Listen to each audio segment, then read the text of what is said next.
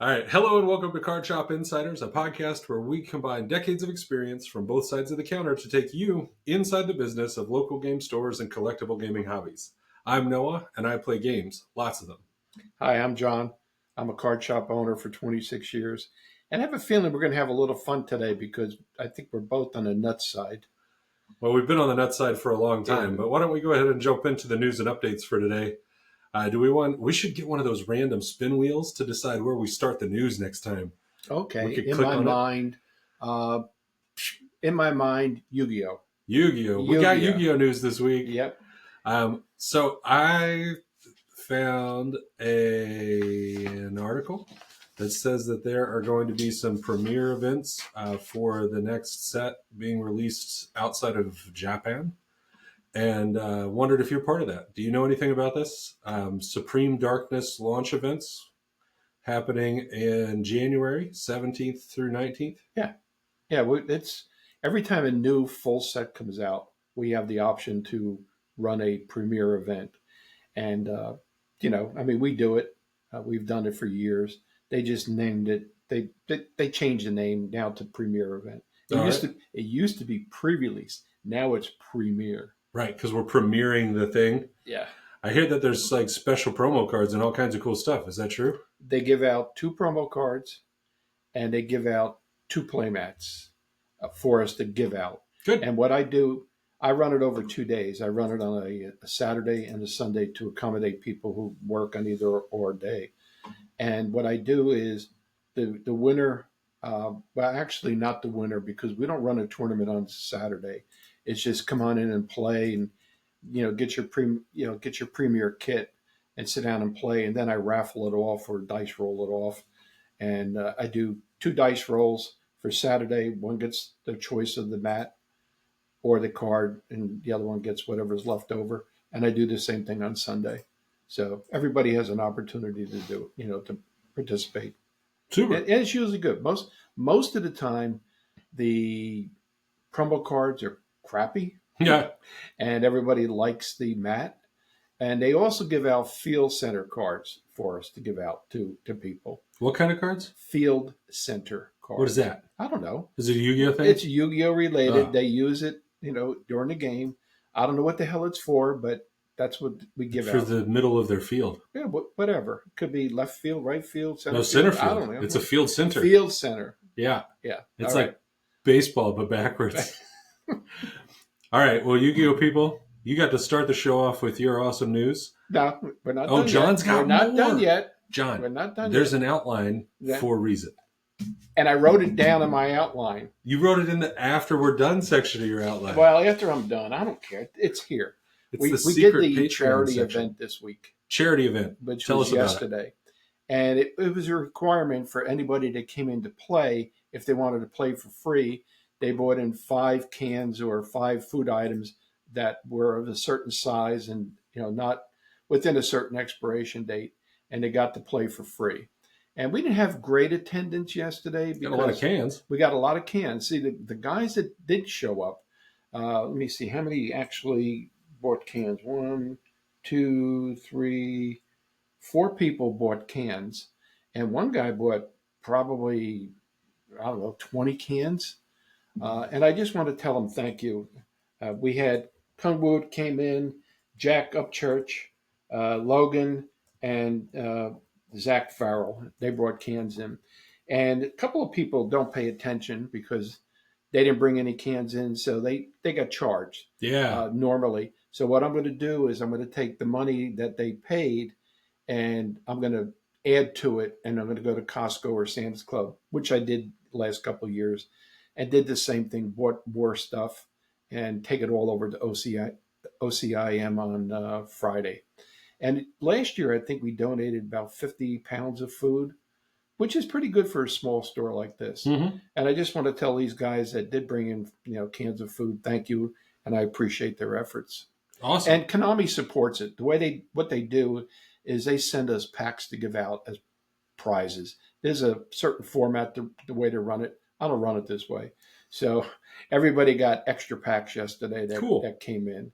So it's a tax write-off, I'm sure, for Konami. Yeah. But it's great for the community. And Doing what you can to keep Konami in business. and I found out the Yu-Gi-Oh people are very benevolent. They really are. As much as I tease them and I like to give them the business, they are very giving and uh, they care, and that's important. At least most of them care. That's good. Yeah. So I again, think I most appreciate people are generally better than we think they are. They are. Yeah. They just act like asses when they come in the store sometimes, but everybody does. There's a sign on the door that says like "Turn ass mode on." No, it's just this. Yeah, it's just true. All right. Any other surprise Yu-Gi-Oh news? Not Yu-Gi-Oh surprises. No Yu-Gi-Oh surprises. Nope. John's keeping surprises, man. Yeah. All right. Do we want to spin the spinner for another topic? You pick one in your mind. Go ahead. In my mind? Yep. Round and round we go. I found One Piece news. Okay. Did you see I found One Piece news? I saw that. It's in the outline that I read. It is. It is in the outline. So in the One Piece news that I was able to find this week, apparently there was an announcement for the November through March tournament prize cards that are available for North American OP stores that are running One Piece events. And there is a set of special new cards. And you can get these cards based on points. Are you familiar with this? Mm-mm. All right. So let's see. It says all regions will be on Store 2025 Volume 1 series, which will run through first quarter next year. Championship Wave 2 packs. And they have some sort of point system they've described here. Maybe it's an Asia Pacific specific point I don't system. know. Either that or they're coming out with something new that they haven't told us yet. Oh, there we go. Here we go. Prizes. In December, all participants will receive the promotional Monkey D. Luffy. It's a card, a 2-card second anniversary tournament pack, and a second anniversary Dawn. Okay, great. It says that tournament winners will be provided parallel art copies of Sabo, Portgas D. Ace, and Monkey D. Luffy from the Three Brothers. When is it coming out? In December? December 6th through 27th. I may even have them. You got them? I said I may. You've got Monkey D. Luffy? They come in a sealed envelope. I don't know what the hell is in there. I don't open it up until the day that I run the event. I mean, it would just look like Angry Pirates if you. Well, whatever. But I'm looking at these cards. I'm going to look at it after this podcast and see what's in there. I have to say this, and I think I've said it once before. Bandai has been really good as far as supporting tournaments. But as we go back to the rant and rave, they cannot help me getting product, and that's been an issue. But I leave that email on the counter. If anybody asks me how come I don't have this, I let them read it, and I said, there's nothing I can do. You're trying. I'm trying. Well, I wonder with all of your trying whether you even get these cards though. So you've got. I should. You think you might get these cards? I should. They won't give you packs, but they'll give you cards. Well, they'll give us promotional stuff to run the events, and we got to sign up to run the events. And I think I've applied for them already. Again, there's so much to apply for because they have all their games on the application sheet. And it seems like they change them, they add to them every single day. So if I'm not diligent enough to look at it every single day to say, because it has deadlines on it, I may get bypassed. Ugh. So I try to. You try. Yeah. John's a trier. I try. Not a crier. Nope. He might be a ranter. I'm not a bitcher though, but. Okay. Yeah, but whatever. All right. That's all I got for One Piece. You got Moss One Piece? Nope. All right. We're done with One Piece. Pocket Monsters? Go ahead. Pokemon? Shoot. All right. Couple quick pieces of news. LAIC, the Latin American International Championship, was completed this last weekend. A gentleman named Miroslav Posledny won the event, and Pokemon continues to pay out $25,000 for first place. Wow. I think it was like 15, 10, 5 going down the ladder. That's impressive. I mean, that's a lot of money. Yeah, it sure is. Like a lot of money for a bunch of people playing cards. You ought to quit your day job and start playing professional Pokemon. Like for legit. Yeah. If I was only good at these things. But yeah, so that was cool. there's a special promo card you can get at French McDonald's.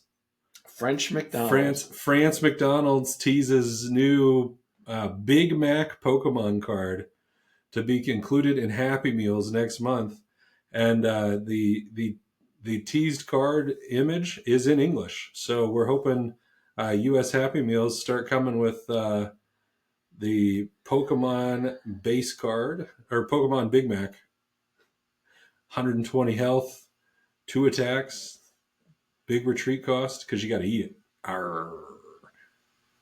Anyway, Whatever. I thought that was silly. Whatever. We didn't have any the Yu-Gi-Oh news about McDonald's. The other thing, and maybe we'll talk about this in a future episode, but PSA is now accepting drop-off submissions to grade Pokemon cards at GameStop. That news is a couple weeks old, but we hadn't talked about it on the show. That's good. And so for people that are interested in graded Pokemon cards, which is one of the ways that singles are primarily consumed, you can do that through GameStop. And it's just Pokemon cards? Just Pokemon, I think. I wonder if they're going to charge a premium for drop-off. I mean, it's like $16 a card plus shipping. Yeah, plus. So GameStop's going to be responsible for the shipping of it. I mean, you have to pay a fee. Right. It's $5. Right. But GameStop's responsible for it. So if you drop off a $100 card and it gets lost, is GameStop responsible for it? Well, that's another complicated issue with like insuring your stuff, right? I think we hit that on last week's episode briefly, but well, I don't know. I haven't looked at the agreement that you sign with GameStop or whatever when you drop it off. But it's a dollar more to do your cards at GameStop, but you don't have to fill out any of the stuff. So you don't have to have a membership with PSA. You just have to go to GameStop and say, I want to get this Pikachu card graded. And they're like, all right, give me $20. It'll be back in 3 to 4 weeks. Well, that's pretty cool. It makes it more convenient because a lot of people come in and ask me if I grade cards. I said, no. Can I send cards off for them? No. So now, Pokemon, I could send them over to GameStop and let them deal with it. That's great. Well, I think it's cool. Maybe we'll try it out. We'll crack a Pokemon pack and then go get it graded. Degrade it. Degrade it? Degrade it. Degrade. Yeah, Ungrade. whatever. All right, that's what I got for Pokemon. No, we're not done yet. Oh, you have Pokemon news. Pokemon news. I was able to get 3 more boxes of Surging Sparks. Whoa. How about them? John, that's like $1 million worth of product. My sales rep had some stashed away in his stash in St. Louis, and he said, I can give you up to 3. I said, I'll take them. He said, give me those. And then I asked him about Prismatic that's coming out. And he laughed at you? Well, he chuckled, and he said, yeah, you put in whatever you want, but it's going to be allocated. I said, yeah, I know that. All right. So triple. We'll be getting some. He said they already have $1 million in pre-orders for it. That's a substantial amount. I mean, it's a lot. Yeah. And that's the wholesale cost, right? Yep. $1 million of wholesale cost. Yep. Whoo, boy. Yeah. So, and they're coming out with booster bundles in March or something like that. For that set? Yeah. And Really? then they're coming out with 2-pack blisters, I think. And I said, when I'm able to order that, I'll order that too. Really? Yeah. I didn't know they were doing that for that. I'll have to look up that on my secret Pokemon news sources. Well, that's what I was looking at when in my order queue, because I ordered 12 of the trainers, and I'll probably get allocated 6. And I ordered a couple other. You're talking about the ETBs, the boxes? Yeah. I ordered 12, and I'll probably get 6. 6 is better than nothing. I mean, you and I just talked. I think this is okay for me to say out loud on the podcast, but we were talking about like the popularity of Surging Sparks, Yeah. and it was a little surprising to you that it had spiked in price the way it had. Jumped up, But about $40. Yeah, people are all over that set, and I think the Prismatic set in January is going to be even more popular. I know you didn't have as much Pokemon 151 stuff when that came out last year. No. But this is going to be like the most popular set for several years. Well, again, these special sets, I just get allocated. Whatever I can get, I get. So yeah, that's the downside to having a small store that doesn't really do a lot of certain card games because you get allocated. Well, where else we at? I don't know. Spin the wheel. Spin the wheel and we end did up. Yu-Gi-Oh. We did Pokemon. You want to go to? We did One Piece, Magic. Do you want to be magical? I was going to say we could be magical. Go ahead. All right. Magic news. Just running down the list here. People are loving this Foundation starter collection.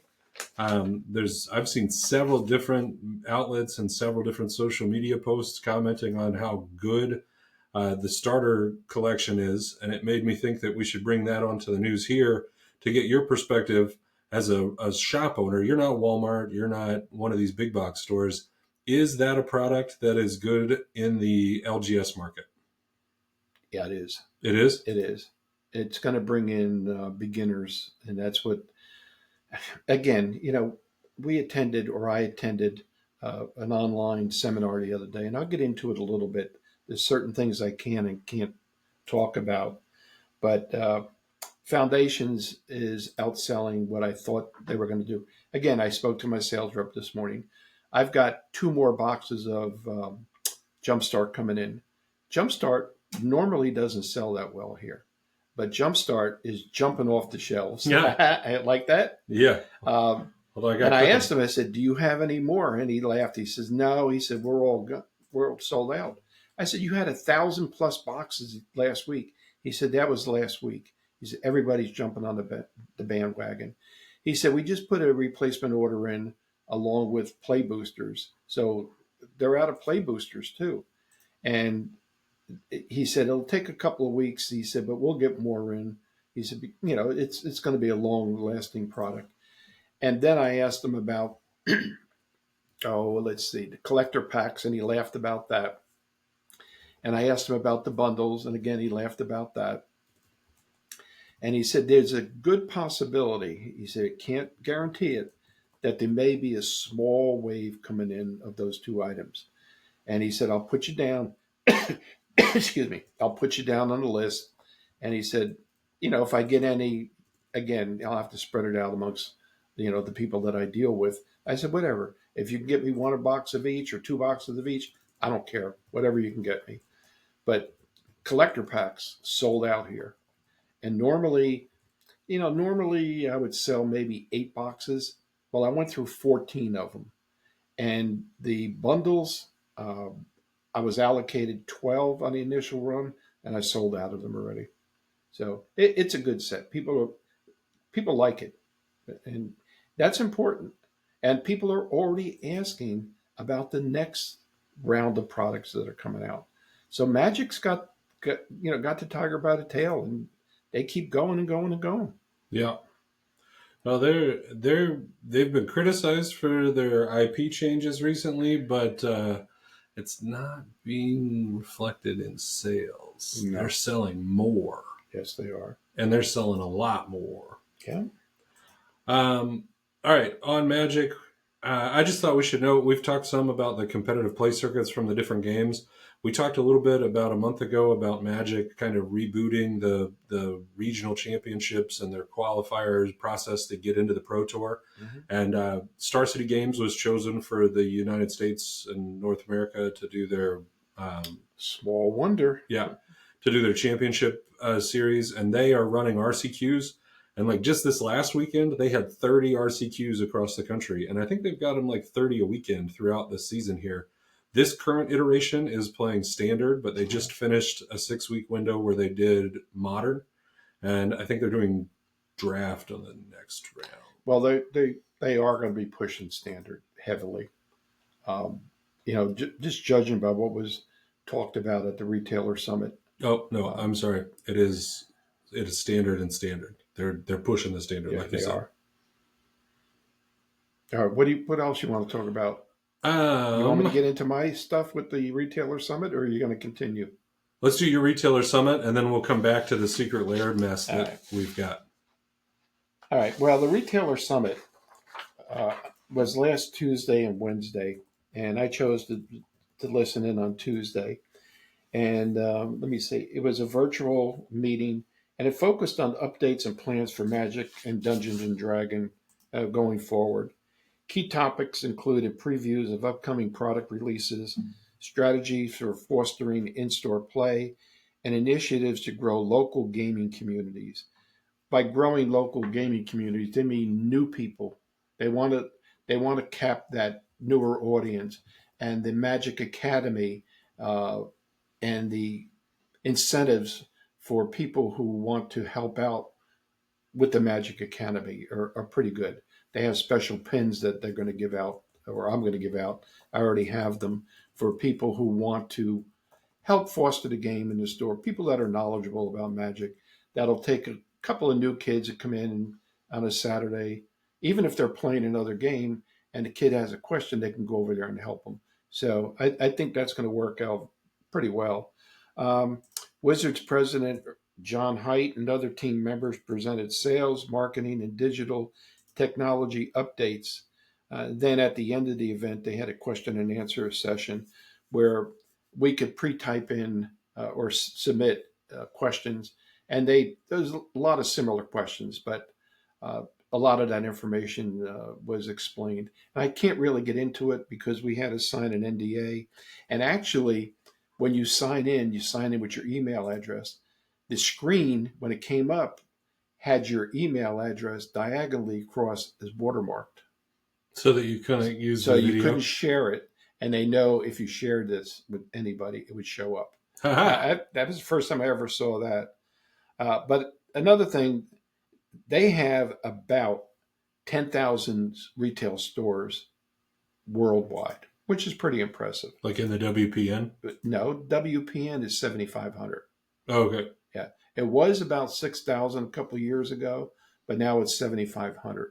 So their WPN, for those that are not knowledgeable, that's the Wizards Play Network. Um, that is growing, and it's a good program. I mean, it's great. They keep us updated, and that's the most important thing. And they really want to work with the retailers, and I think they're making a conscious effort to get good promos out, good hype, good information out to the players, and keep coming out with great sets. I mean, the last couple of sets, Foundation's fantastic.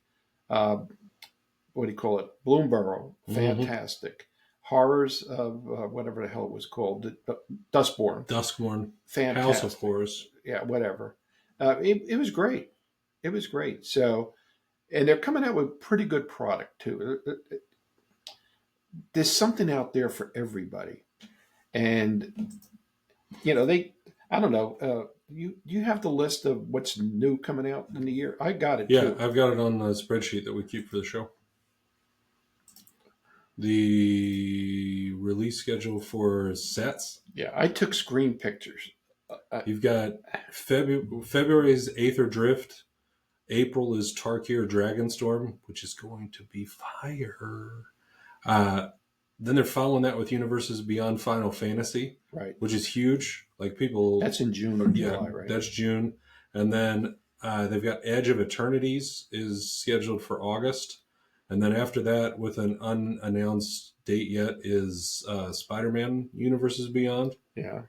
and an unnamed Universes Beyond set for the Well, let me see. sixth release next year. Um, Innistrad Remasters is coming out June or January 24th. Oh yeah, yeah. Yeah, Sorry, that's I the missed that first one. one. So yeah, they have a pretty good selection of products that are coming out, and we don't know the individual SKUs yet, but I'm sure it's going to run the gamut of everything. Yeah. But I'm kind of excited for Magic. Magic does it right, even though sometimes they're accused of being greedy and their prices and stuff they're going up. It's a fact of life, and getting on price increases if the tariffs that are supposed to be imposed next year go into effect for China and a lot of the European countries, it's going to affect pricing. There's no two ways about it. It's going to affect things that are made of plastic, things that are printed. A lot of these Magic cards are printed overseas, and I guess the intent is to get them back into the United States to print And even if they come back into the United States and exclusively print them here, it's more labor costs. So prices are going to wind up going up. So when you come in and it's 20 cents more a pack or whatever, don't bitch. I mean, this is the way. This is a fact of life. Products are going up. Yeah, that's what they say. I mean, It's the governmental it's influences. It's a hidden number. It's nice to blame it on somebody else, but when you want to raise the price, you can raise the price. Well, I mean, let's face it. If you impose a 40 or 60% tariff fee on stuff that's coming from China, which most of the stuff comes from China, well, deck boxes and sleeves and I stuff. think a lot of the production, though, they've been moving to Mexico. You know damn well they're going to get tariff too. There's a treaty about that. We signed the treaty on purpose. Like that's why it's there. It's to promote trade. I heard a lot in the North American area. I heard a lot of these companies are already discussing moving to Mexico. I mean, yeah, we don't have to get into all the ins and outs of the politics of it, but I mean, the bottom line is they're going to charge us what they want to charge us for the product, and they're going to tell us why they charged us if they want to tell us. But they don't really have to explain why. They just charge it. Oh, yeah, I agree. And either people pay it or they don't. I mean, when they started making collector's booster packs, you and I laughed. It was $20 a pack. It's $30 a pack now. Well, sometimes more. I charge $25 for the foundations. Yeah. And again, I sold out 14 boxes. Yeah. I mean, but you and I thought that was a joke when it started, 2 years ago? Yeah, that's true. That's true. It was insane. And people continue to buy. And it's a cool product. I mean, let's be clear. We thought it was a joke because we didn't really understand what was going to be there. And then they sent the first set out and everybody opened it up. And it's a lot more fun to open a pack of shiny cards than it is to open a pack of playing cards. Same damn thing, though. It's fun to open them, but they do the same thing. You don't even play with the shiny cards half the time. They do less. They're good for collectors. That's why they're called collector They do packs. less. All right. You got more magic news? Nope. All right, let's talk Secret Lair. I know how much you love Secret Lair gossip. So I can't talk about that. No, you can't. But I can tell you what the internet says. All right, go ahead. All right, so first positive news from Secret Lair. They did the Sheldon Minery Secret Lair charity drop where they had a bunch of cards with Sheldon's pictures and stuff. And that raised like $2 million for charity. Who the hell is Sheldon? Sheldon was one of the big staples from the Commander community. He died from cancer. Oh, that's right. A year and a half ago, 2 years ago. Anyway, since he passed, they've been doing this charity event to donate to cancer. Mm-hmm. And they raised $2 million on the Secret Lair sale this year. Wow. So that was cool. And it's cool for Magic to support that. I'm pretty sure, as far as I can tell, it's a Magic supported Secret Lair drop. They run it through their program and they donate all that money to a charity. So that's pretty cool. But let's talk Secret Lair scandal.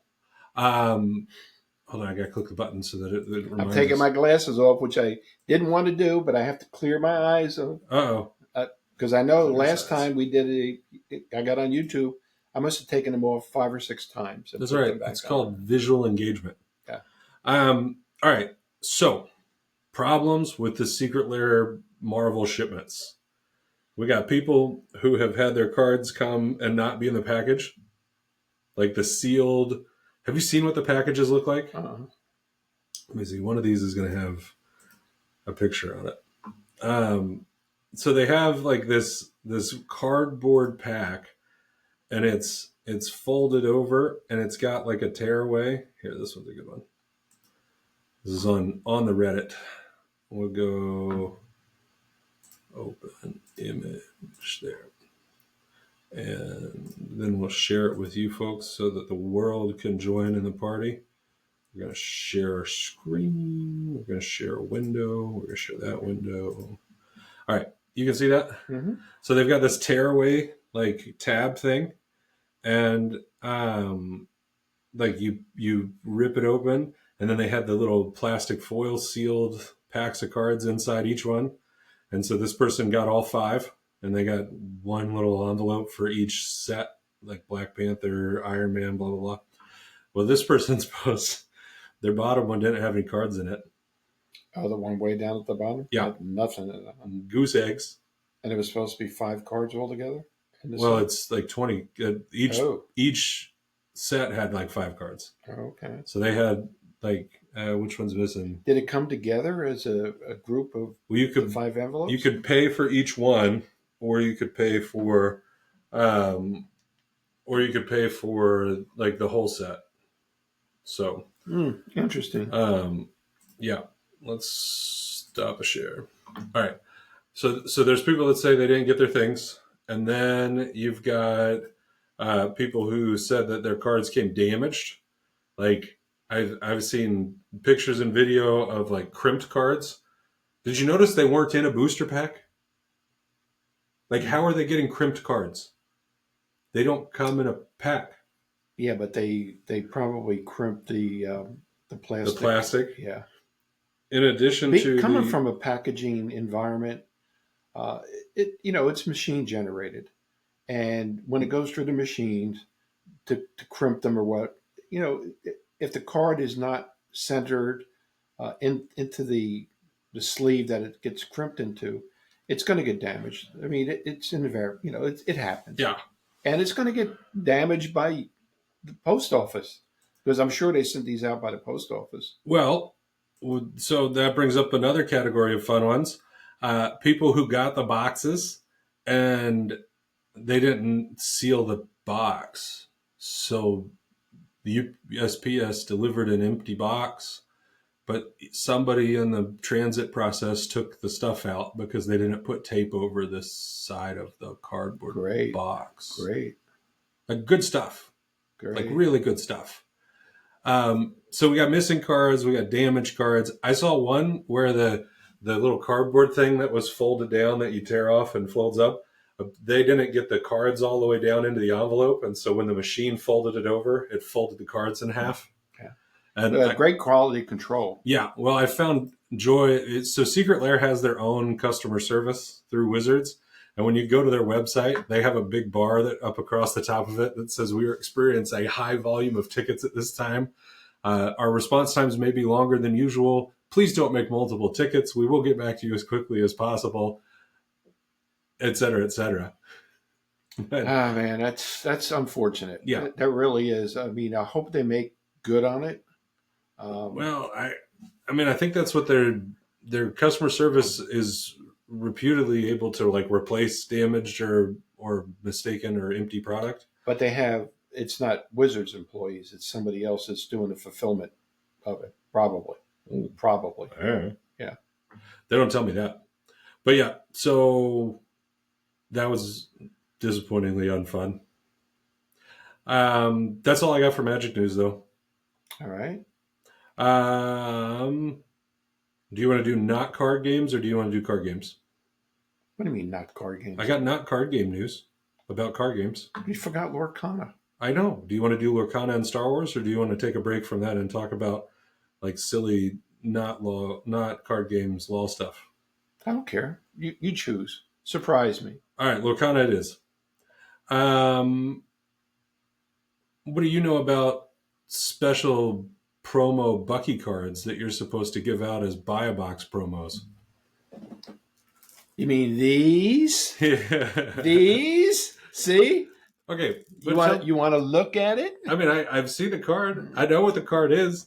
Tell me, what's the logic in them? This is the card that they controversially I don't know. I don't know what the logic is. So, I mean, I'm sure you know the logic. So in order to get the actual paper card, you're supposed to buy a box of Azurite Sea. And it cannot be on sale, online. It has to be in the store. In the store only? In the store only. Yes, Man. sir.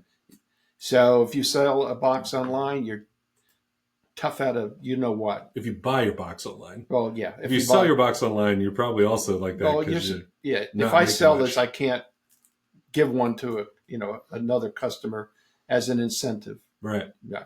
So anyway, so this is like kind of super controversial. Like, they said they would print some of these cards, and now, like, out of nowhere, they're like, "Oh, by the way, special retailer promotion, buy a box and get the card we changed." High five. Interesting. I mean, this is the card they changed. It's already printed. I've got like 20 copies of it. Yeah. In the other version. Well, then you don't get one of these now. Oh, well, I mean, I bought a box. I'm opening Enchanted. Yes. I got to go through and find out who bought boxes then. Because I just realized this morning when I was going over it. That this is what these were for? Yeah, I mean... Well, because they didn't tell anybody. No, they didn't tell anybody. It was in the bottom of the kit, too, Yeah. underneath all that stuff. Yeah, FYI, here's extra stuff. Yeah. All right. You made a note here that people have had disproportionate legendary cards in each box. Yeah. Well, you said you got 12 in. 7. 7. I got 7 in my box. Oh, I thought it was 12. I'm sorry. No, I think I got 7 in my box, and then my family, 4 of us opening 6 packs apiece for the sealed tournament. Mm-hmm. That's another box, and I think we got 6 out of that. All right, so my son bought 1, and he only got 4. Ah. So it is disproportionate. I mean, I don't know what their reported frequency is on each of the different rarities. So I didn't know. I never really pay attention to how many we open per box. But I mean, I thought 7 was a good number. Yeah. I think it's high. But well, I mean, is there supposed to be a ratio? Maybe I don't know. 1 out of well, 3, there is 1 out of 3 packs or 1 out of 4 packs. Yeah, I mean, there should be a ratio of some kind. So if it's 1 out of 4 packs, then there's 6 per box. So it's just, I wonder if they had Fantasy Flight packaging for them. Probably. I saw on another video that Ravensburger announced that Lorcana is available through some new distributors now. Did you hear that? Who? I didn't. They didn't say on the video. I haven't been able to get it, but apparently Ravensburger made a media release that recently, like in the last 2 weeks, and this store owner was commenting that they don't think that's a good sign. No, and I think I addressed this about a month ago. Okay. There was 2 new distributors. I think it was ACD. Okay. Out of Wisconsin, and I think it was GTS. Okay. I think if those are the 2, because they only had like 3 or 4. Actually, they had 3. They had Alliance, Peach State, and they had Southern Hobby. Mm-hmm. So they added 2 more to go up to 5. Yeah. Well, this other podcast that I was listening to, their comment on it was this is not a good thing for Lorcana and Ravensburger. What this probably means, from their perspective, is that Ravensburger's not selling as much as they thought they were going to, and they think that by adding more distributors, that's going to let them sell more, like from Ravensburger to the distribution. But it's not because there's built up demand and the distributors aren't meeting it. All of the distribution outlets right now have extra product for all the current sets. They do. Because it's not getting sold. So adding more distribution might make Ravensburger sell more cards, but it's not keeping the game like flowing really strong. You're going to see more and more online sellers getting this stuff. Well, and I think Ravensburger's shown us they don't care about that. Yeah, they do. Because if you're running tournaments and you're an official Ravensburger store, you're not supposed to be selling this online through a third party. You can sell it on your own website, but I can't sell it on eBay. I can almost guarantee you'll find a lot of this stuff on eBay or Amazon or whatever. Well, you and I talked a couple of weeks ago. Ravensburger announced they were going to start enforcing that more, but I don't see it happening. I don't either. Not when they're going to sell through more distribution. Yeah. Let's see. What else did we get? The fancy Lorcana experiences. We talked about this when it was announced, but they've started doing these things where they have these like fan events at other things. So, like at the big convention that was in Manchester, England, and then at like PAX East, they're doing Lorcana fan experiences where they're trying to bring people in and have more than just like a big tournament, like have the community thing. They're doing the new signature cards where you can get blank cards that you can get signed in preparation for the upcoming like continental championships. That stuff is all happening. So that was kind of news about like their OP pressing forward with this plan to have like non-gamers involved.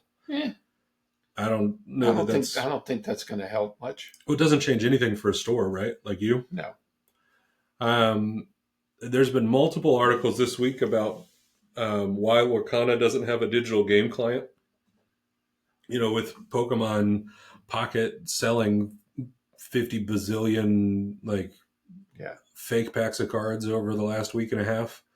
Like why aren't the digital like people or why isn't there a digital version of this popular game with a popular IP?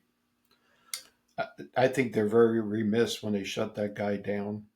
Yeah. Because that added to the excitement of the game, and it gave people an opportunity to view the game and then decide, hey, I want to come in the store to play. Yeah. It's a lot harder to follow like top down in person play cameras if you don't have like major post production or like concurrent production where you're getting cards put up on the screen and stuff like that. It's really difficult to watch and follow. I was letting my son watch some content the other day from Lorcana on YouTube, and he's very smart. Like you tell him a card, most of the time he can tell you what it does. He plays pretty decent for an 8-year-old. But like he was like, Dad, this isn't interesting. I can't keep track of what's going on. I can't see the cards. Really? Yeah. Like, well, what do you think? I mean, what's the scuttlebutt as far as digital? Is there any? there's no scuttlebutt. There's no scuttlebutt. Nobody has any theories about what's going on. No, they've asked the people that come to the major tournaments from Ravensburger have been asked repeatedly about this, and all they do is smile and say, "You'll see in the future." So, I mean, they may have a thing that they're working on, but Why can't they just say, we got future plans for it. Look for it. I think they're trying to be cute. I mean, I expect it's not going to be released until after Worlds this year because they want everybody to focus on their big Worlds production event. Which, speaking of Worlds, they released the details on Continental Championships in terms of what's going to be given out. Now, the promo cards, they're pretty awesome. Like, it's fancy pants, awesome, specific event, enchanted cards again. Great stuff. Cool cards, some playable, some not playable. The most important thing is how much are they going to be worth? Well, those cards will be worth as much or more than these other ones. They're doing the same thing, like top 32 and everybody tied for 32 gets one of the promos. There's a participation promo. Top 16, top 8, and then top 4 is gold Mickeys that are numbered and marked for, I think they're marked for the Continental Championship. Okay. The finalists will both get a full set of Azurite Sea, including all the enchanteds. The winner will get 3 full sets in addition to their one. So they'll get 4 full sets of Azurite Sea, plus all the enchanteds. But the super controversial craziness is that the invitations to the World Championships, Go ahead. 8. 8 people? The top 8. That's it. Like, what tournament is this? Like, is there going, like... Are they playing in somebody's basement? Somebody posted that they've moved the event from the Disney Convention Center that they named to the Orlando Hilton. I wouldn't doubt it. But maybe it's a cost-cutting measure. This post says, special announcement, Worlds to be hosted at Pizza Rizzo in Orlando. With 16 top participants from around the world. I mean, but come on. 8? Yeah, they're... I mean, what's the point of getting an invite? I mean... They're diminishing the value of these events. But they're not gonna stop at 8. It's not gonna be 16 people. Is it? Well, maybe it is. Maybe it's gonna be 16. But maybe I don't think it's gonna be 16 people. So if you don't qualify through your Continental Championship and you do some sort of last chance alternative qualifier and then you win the tournament, like how's that going to be for the people that like won the national champion or the Continental Championship and then they get in and then they get like bubbled out by some guy that like had fast pass privileges at Disney World that day? I mean, I don't know. They're doing stupid stuff, in my opinion. And I mean, they send out good. They send out a good tournament kit, Yeah, you they know, had cool to the stuff this stores. time. To the stores, they send out good stuff. However, I don't know. I think they're using a shotgun approach to a lot of these other decisions that they're making. Um, what they should do is just mirror it what Magic does. Magic, and we've gotten back to this a couple of times. Magic has been around for 31 years now, right? Oh, going on Yeah. 32.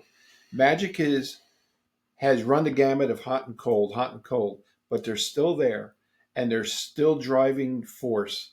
Uh, and Lorcana's got to mirror themselves after these guys, in my opinion.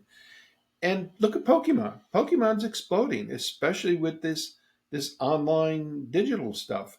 And Lorcana better get themselves in gear, otherwise, you're right. The events are going to be held in wherever. Pizza Planet. Pizza Rizzo. Pizza Planet's from a Disney Yeah, I movie. know. All right, that's what I got on Lorcana this week. I mean, I think I like the game. I wish there was cooler stuff. Um, should we hit Star Wars real quick? Go ahead. All right. Quality control problems again. Bunch of really random stuff that I've seen. Somebody got an Anakin showcase leader that was cut in half. Are you serious? Yeah, like half of the card was in the pack. The other half was not. There's a bunch of crimped ones too, but like crimping is just part of, like you said, the manufacturing process. But like half a card. Yeah. And the crazy thing about having half a card is I'm fairly positive that Star Wars cards are hand packed. You think so? No, they are. There's a thing that was announced. Hand packed? Yes, they hand pack the cards. That's how they get the foil and hyperspace cards to slot in the printing process, because they print the big pages of the regular cards, and then they print the hyperspace, and then they print the foil, and then they print the hyperspace foil. And they've got people that are hand packing. That's why they get backwards and upside down in the packs, because somebody's putting them in wrong. Interesting. I never knew that. And where are they being packaged? Do you know? Another continent that starts with an A and ends with a sha. Mm-hmm. Okay. I mean, that's what I understand. I could be wrong. Fantasy Flight is one of the companies that does some domestic manufacturing, right? But I think that they're being hand packed wherever they're being hand packed. Got to look at the package. But how are they hand packing half a card? Like, because you got some half-assed people not paying attention. Anyway, interesting article on Porg Depot that I saw had a little bit of analysis of prices for the showcase cards. And you and I were talking about how these big ticket cards affect the pricing for the whole game, right? Mm-hmm. And so he or she, the person that runs this website, did a little bit of analysis, and the current average pricing for showcase leaders from the three sets combined, they've got a set 3-liter Jango Fett at $490 as of today. They've got it dated today. This is a today article. The Boba Fett from the first set, which just got suspended or banned last week, is still $380. Sabine from the first set, $348.99. Anakin, that's a set 3-liter, $347. Leia set 1, $329. Chancellor Palpatine, that's set 3, $310. Emperor Palpatine, set 1. No. Yeah, set 1. $299. Yoda, set 3, $295. Rey, set 2, $280. And then Maul, set 3, $265. So they're pretty consistent. They're holding their value a little bit, correct? I think a lot of these are down from what they were. Yeah, but I mean, let's face it. Everything's going to come down eventually, and it's like supply and demand. I mean, Boba Fett was $900 before they announced it was banned last week. And now it's $380. It's $380. Jango Fett's gone up, but that's corresponds with the Boba Fett cancel, because it shares the same colors and has a similar function, but not as big of a gameplay impact. So people are subbing out Jango for Boba. Sabine has been pretty consistent, although several have sold, according to this article, several sold in the last week for under $200, but they're pricing it in here at $350.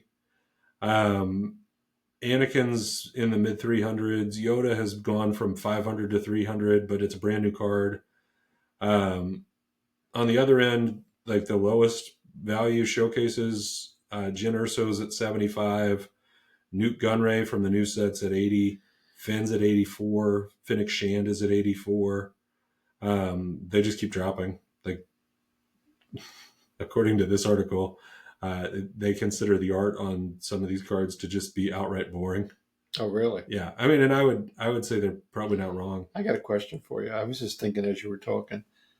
If one pack had a half a card, does that mean another pack has the other half a card? I mean, I guess that's a scavenger hunt for somebody to try to put together, right? And are they going to be worth more money? I don't know. Because they're you should get to charge a premium for having the two. All right, real quick, let's hit a couple of gaming adjacent news pieces that I wanted to talk about with you. Because it's becoming a tradition on the show, we should talk about it. There have been more card store thefts. This time they were in Michigan. There's a series of thefts over the course of 2 weeks. Somebody's breaking in the front door of these glass shopping complex buildings, and they've stolen a whole bunch of stuff. The most interesting thing that I saw in the article, the one article, was that the owner of the store was interviewed by the local newscaster in Holland, Michigan, and not accusing anybody of dishonesty here, but their comment was that some of the Magic cards could be worth $1,000 each. Yeah. Okay. That means he left out a power of 9 possible. I mean, it's sitting in the counter. Yeah. Like, what are the 10 most valuable Magic cards right now? That's my question, right? And you put them in a safe at night, or you take them home. Like, we just had that conversation. Like, how and why? And if you have multiple $1,000 cards, there's no way they're in your glass case overnight. Yeah. Not if you're thinking. Not if you're a moron and you decide you want to. I was trying not to be personal. Let's call a spade a spade. You got to be a moron to leave that kind of product, out in the open for somebody to come in and steal. There's a little 2-picture slide carousel here of like the store and like what got stolen, and they said it was like a couple $100 worth of sealed product and maybe $15,000 worth of singles product. Yeah, that's. I mean, I'm sorry I referred to that as a moronic thing to do, but it's not the right thing to do, and I apologize if I offended anybody. But you got to use your common sense. You got to put that kind of stuff away. Well, I just don't understand like how it was $14,000 with what it's described as being a handful of booster boxes and a bunch of singles. The singles had to be very expensive then. And why were they out then? Right. I mean, booster boxes. 1,000 cards. There we go. 1,000 singles were stolen out of the front case. That's a lot. Yeah. I mean, did they have them all in one box?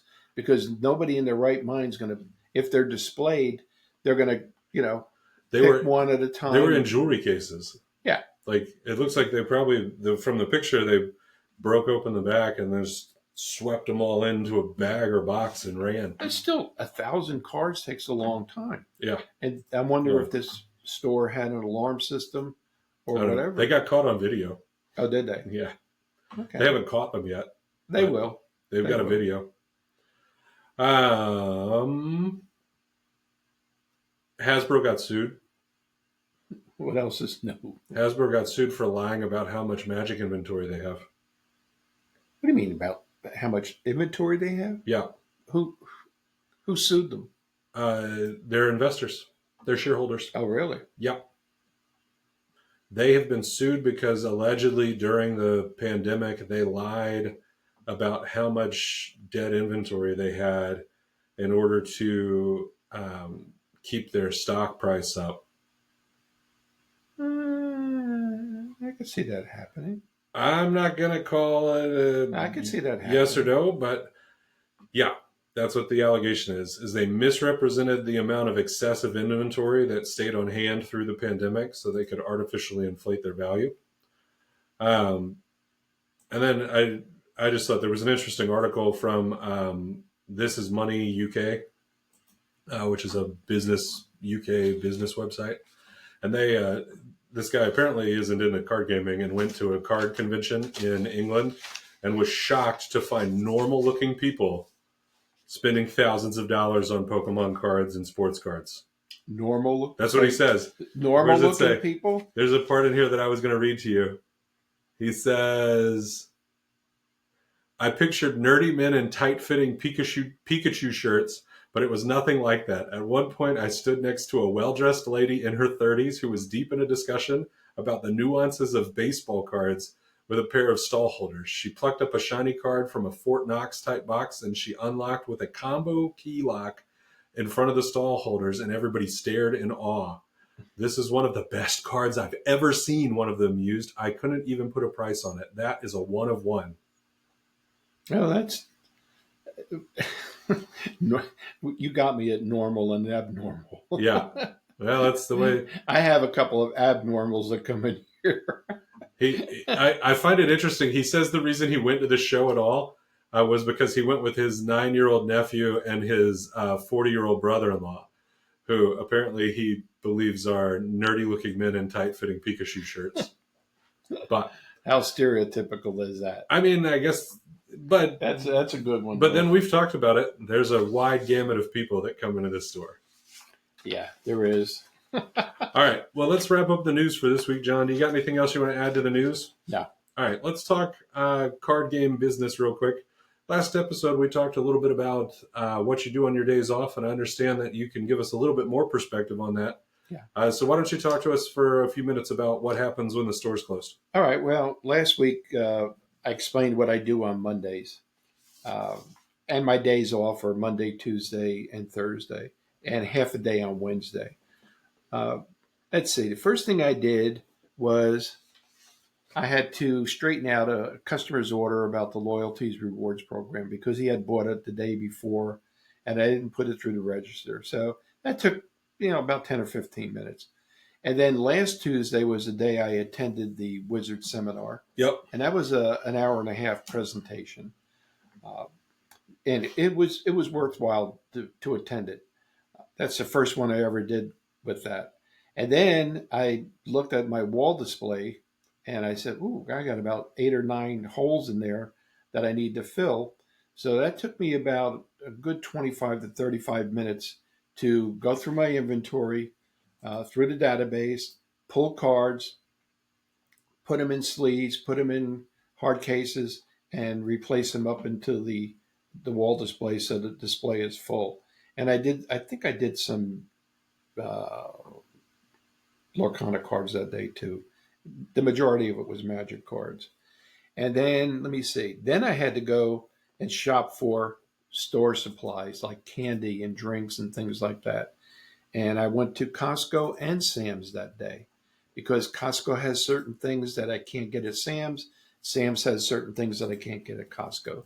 So it's still cheaper to do it this way than to have a distributor come in and supply the store with these products because you pay a higher price.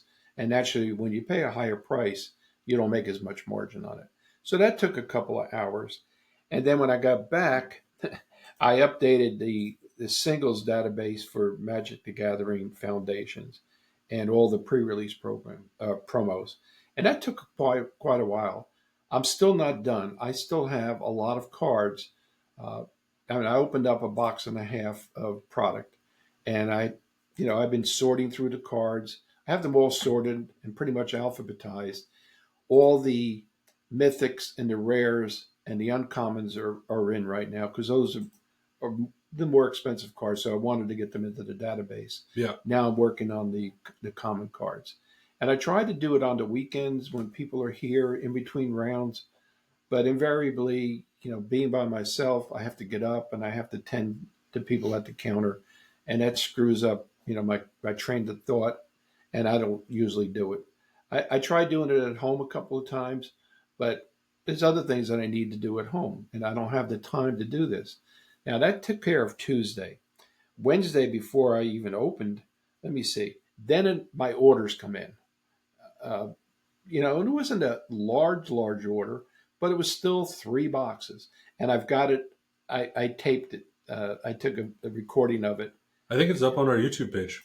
No, there's another one that I just did. Oh, you got a new one for us? The Wednesday. That's where I showed. I'm walking down the hallway. And I said, "Oh shit! There's 3 boxes. Oops, I can't say that. There's 3 boxes there, and I'm going to bump them into the store." And that's when I use my rollator as my push cart. All right. So once I got them in the store, naturally you have to open it, Mm-hmm. and all that was the Lorcana product. So then I had to import from Crystal Commerce's database into my local database all the Lorcana product. And it took time to, make sure I had all the product that I needed, make sure that the product was imported properly, price it, and then put the barcoding into it. Sometimes Crystal Commerce will do it. Most of the times they don't. And what I do just to make sure that I do it right and I don't screw up the numbers on the barcodes, I have an additional scanner behind my desk, and I use the scanner to scan it right into the program.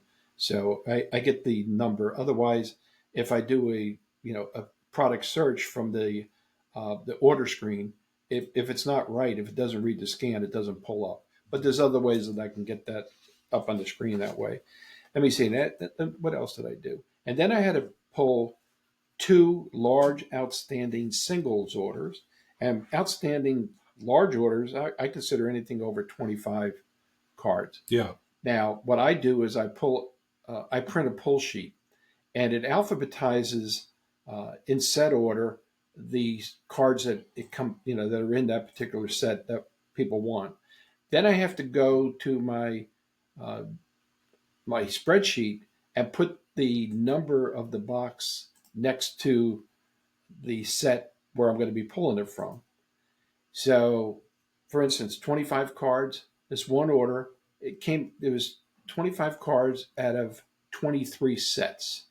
So that takes more time. Yeah. If it was 25 cards out of one set, it's a hell of a lot easier. You got to get in and out all the different boxes and stuff Yeah. when you're doing that. And then I had somebody that put in a large Star Wars single card order. He had given me a whole bunch of cards, and I mean the stack was probably 4 inches thick or more. So I was able to do some of them when it was in the store, and I completed that order. And I said to him, Jason, I can't get to this now. I'm too busy. I'll put it into the system, and I'll make sure that you have it next time you come in. Which he came in on Saturday. And again, on Saturday, he went through a box that I had of cards that are not in the inventory that he gave me a stack about 6 inches high. And he said, I want these cards too. So that meant I had to take them, put them into inventory. Yeah. Then later on this week, I'll have to take them and put them into an order for him to have it for him when he comes in Saturday. But that's all well and good. But again, that takes time. Let me see, what else did I do? Update leftover cards. Yeah, there was, whenever you download a new set, I think the initial download of Foundations had 1,460 something cards. And invariably, they don't get all the cards in at one time. So you have to go back and you have to look to see if there's any cards that still need to be imported into the database. Okay. And once they're imported into the database, then you got to do a price adjustment. Make sure that the prices are in there. And if they're not in there, you go to TCG Player and you kind of guesstimate a price from the market price. That's what I normally do. But again, it took between Tuesday and when I opened up on Wednesday afternoon, I took the whole day on Wednesday pretty much. And I was still working on it when people came into the store on Wednesday.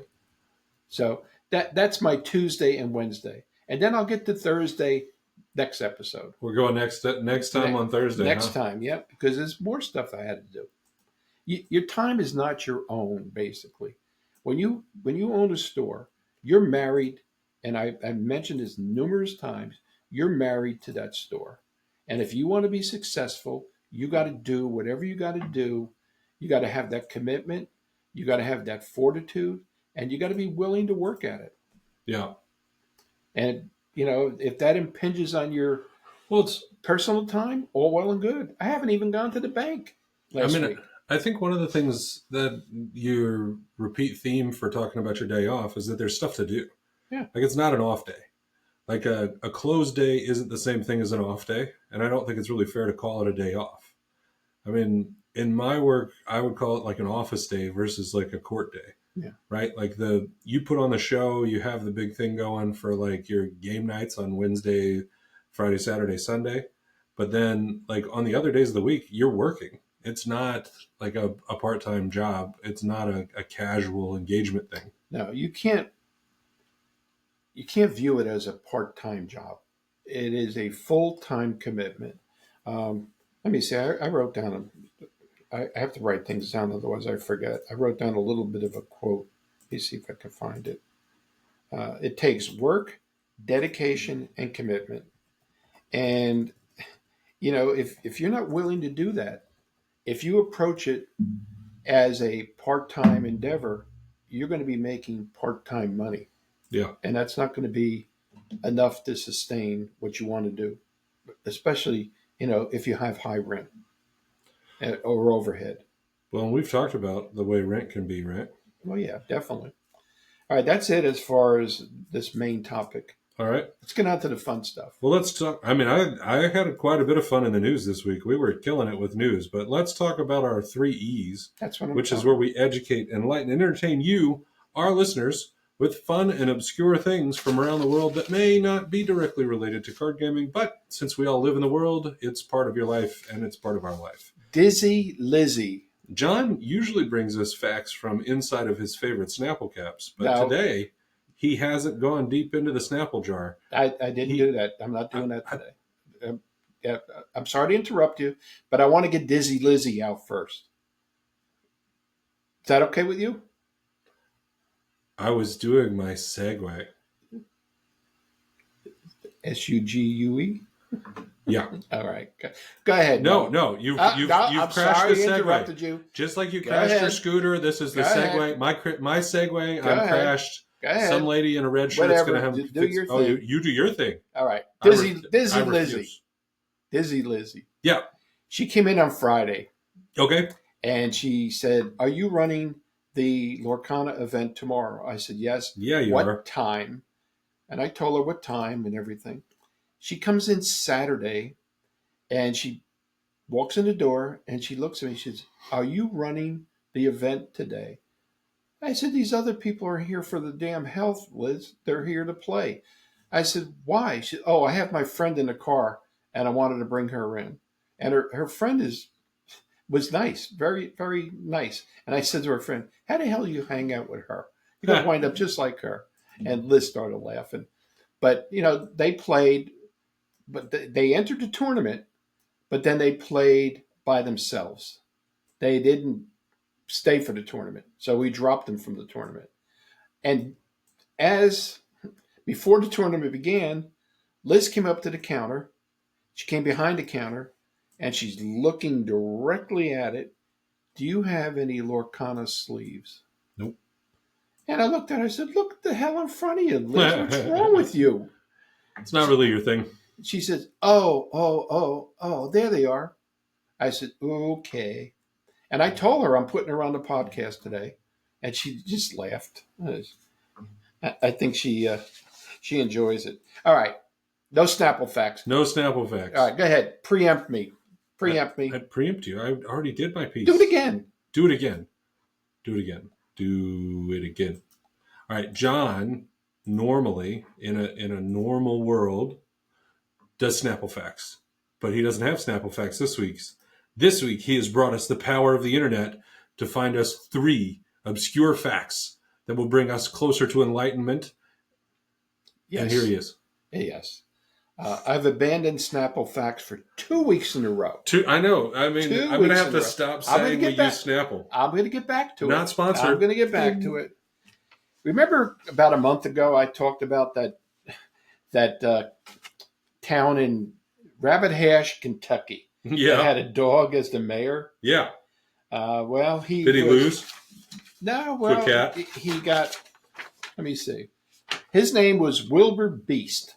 A French bulldog was elected mayor in November 2020 with 13,143 votes out of 22,985, the highest total ever for a rabbit hash election. And then I should note this because I didn't before. Jack Rabbit the Beagle, Poppy the Golden Retriever came in second and third, making them both rabbit hash ambassadors, and Ambassador Lady Stone, who will retain her position. Now, the ambassadors, if the official mayor is unavailable for an event or obligation, the ambassadors fill in. That's what their role is. All right. Now, the most recent election, which everything's going to the dogs anyway, November 2024, Boone, Boone, a blue tick coonhound, was elected mayor with 14,162 votes, the highest votes ever polled out of the total votes. Pablo and Ruby came in second and third, making them both rabbit hash ambassadors. See, you learn a lot by listening to this podcast. Hold on, I got to put this in the show notes so that I can go find these people and put them on Twitter. All right. So it's Rabbit Hash Montana. Rabbit Hash Kentucky. I'm just making sure you're paying attention. I'm paying attention. So you trip this old man up. This is Now, going speaking on about Montana. Social. Oh dear, what a segue. Montana has a larger population of cows than people. Montana's population is around 1 million, while the state is home to over 2.5 million cattle, meaning cows outnumber humans by 2 to 1. That's an interesting fact. Let's see what else this is a. You've heard of people a duel, right? A duel? Duel. Like hiya. A duel between two people Yeah. is a duel. Or, an altercation between whether it's swords or playing or something like that, card game. Do you know what 3 people are called involved in a showdown? There's a specific name for that. A trefoil. A truel. A truel. Truel instead of a duel. What? Yeah. I saw that. I wonder if that... I guess that's because duel is... A truel. Derived from duet. I don't know. All I do is print this stuff and read it to you. You do a good job. That's it. That's all I got. I have a lot of jokes about a truel. You can get involved in a truel. But no, never mind. Then you need a divorce attorney. We're not even going to go there. Read between the lines. Did you, have we ever talked about the fact that, that it is widely noted that Wyoming lied to become a U.S. state? No. So, as we were adding more states to the country, there was a population threshold that you had to meet before you could apply to become a state. Mm-hmm. And I've heard several different iterations of this story, but the one that I used to tell when I would give tours of the Capitol working in the U.S. Senate was that Wyoming held their death certificates for several years. Oh, really? Just to keep the population to inflate the population number, and then just couldn't get there. So then they just outright lied and said, we have 125,000 people. And they were admitted into the country as a state in 1890. And they got statehood, which they're still a state, the lowest population state in the United States, by the way. But according to the U.S. Census from 1890, they only had 62,000 people on the census. Interesting. And the census is done as a door-to-door knocking thing. So there was a question from their representative at the time that was well, there's a lot of houses in Wyoming that you can't find because they're hard to get to. Okay, that sounds like a feasible answer, right? Mm-hmm. Right. Yep. Mm-hmm. Interesting. But yeah. So what are they going to do? Throw them out now? No, they're not going to throw them out. They lied? They've been a state for a long time. Everybody knows they lied. But It's Wyoming. We give them, what do we give them? 2 congressmen and a senator? They're going to deport No, them. 2 senators. They're going to deport them. 2 senators and 2 congresspersons, right? Is Wyoming? Let me see. Does it border Canada? No. All right. It's right in the middle of the country. Well, then there's going to be a hole in the middle of the country because they're not going to be. They're going to split them up between 2 other states or 4 other states. I mean, nobody wants them. Shh, we might have listeners from Wyoming. They have 2 senators and 1 congressperson. That's it. It's population based. I know 2 senators are you have to have. Everybody gets 2 senators. Right. One congressman. They only get 1 congressperson. Oh, interesting. Yeah. Interesting. Yeah. Anyway. That's fodder for thought. There you go. Fodder for thought. Wyoming. Sneaky. Mm-hmm. Sneaky Wyomings. Yep. All right. Any other thoughts you want to share today, John? Nope. All right, guys. Well, let's wrap it up with some thanks and gratitude. Let's double check and see if we got any new Patreon patrons. We didn't have any new ones this morning, but we did have new subscribers. So let's check and see. It looks like we are on the same folks that we had before. Thank you to our Patreon patrons, Ben, Grant, Brandon, Logan, Drayden, Jake, Brian, and Michael. You guys are awesome. Thanks so much for supporting the show. We appreciate it, and we're glad that you help us be able to continue to do this and bring you news and insight from inside the game industry. If you like the podcast and are able to support us financially, Patreon's an option where you get access to a behind-the-scenes video that includes John and I talking about podcast strategy, other reasonable topics, occasional sports. Sometimes we do the sports on here, but sometimes we do it in a behind-the-scene video. In addition to that, you can follow us on Instagram and Twitter or X, and you can find the podcast on Spotify, iTunes, and YouTube. Our preferred interactive method is for you to use YouTube. So go check us out. Find our new fun things that we have on YouTube and interact with the episode. Let's leave a question for you guys. What should we have them answer for us on the YouTube, John? What should we have an answer for? What should we make them answer? We want more, ideas for content. What would they like to hear from us? John wants to do a Q&A video, so post your questions about running a card store in the comments to this episode 33, and tell us what you want to hear, and then we'll make a Q&A video. Guys, we have fun when we do this. We really do. Sometimes we mess around, but there's a lot of work that goes into this. And we appreciate all your support. And if you can get back to us with some information that you'd like to know, please, by all means, do so. We'll try to come up with an answer for you, the right answer. Yeah. We don't BS all that time, do we? We aren't Wyoming. Oh man, we're gonna get a whole bunch of. Is anybody listening from Wyoming? I haven't seen a Wyoming show on the list, but I'm hoping that Wyoming will now be part of the list. I'm going to make a YouTube short that is only about me picking on Wyoming. Oh, we're going to get hammered. I hope so. Yeah. Mm-hmm. Okay. All right. Well, that'll bring us to the end of the show for today, folks. Thank you so much for watching and listening. And until next time, we'll bring you more from behind the counter. Thanks, guys.